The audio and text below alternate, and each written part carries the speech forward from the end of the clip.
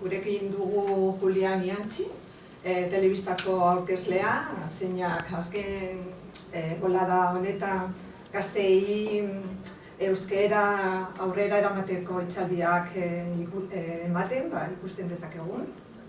Besteaz beste, bere bizitzaren atalik aipagarrienak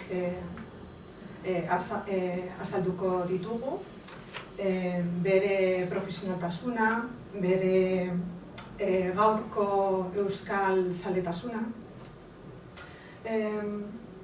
Julian Iantzi Lezakatik Estatu Batuetara emigratu zuen familia bateko senidea da. Kalifornian jaio zen, 1987. Zer gehiago?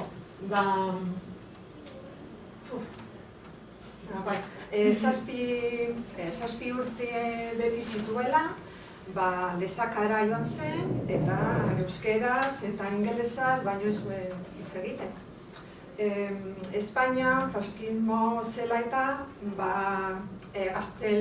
gaztelania eskolan ikasi eta itxekitoko ohitura hartu zuen, eta orduan euskera ahaztua du.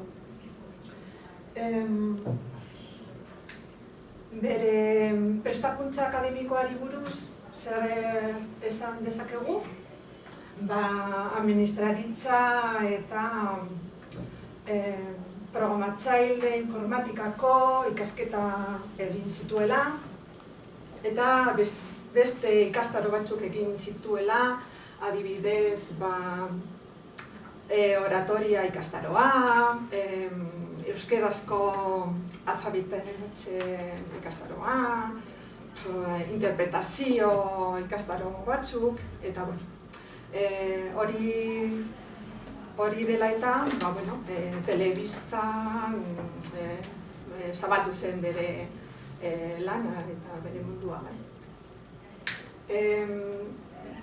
Dakigu euskeraz, gaztelania, frantsesaz oso ondo dakizkila, baina ingelesaz ahaztu du.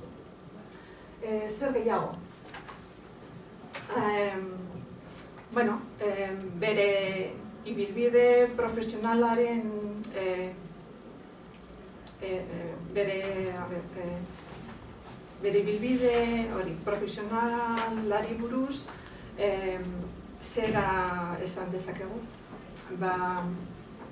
Hasi zen 2000 urtean Kanal Lauan lan egiten, telebistan, eta berehala Euskal Telebistatik deitu zioten eta lan egin zuen lehenengo eta bigarren katean. Eta, aipa dezakegu bere programarik ospetsuena, adibidez La Flecha Amarilla, Conquistador del Fin del Mundo, eta Basetxe. Zer, ez dakit, gauza pilo bat egin du euskera hori pizteko. Hainbat etxaldi Euskal Herriko toki askotan eman zituela aurrera eramateko euskera. Mintza praktika programaren partaidea dela, eta ez dakit, zer gehiago hori. Denetarik egin duela euskera arloan. Mila esker.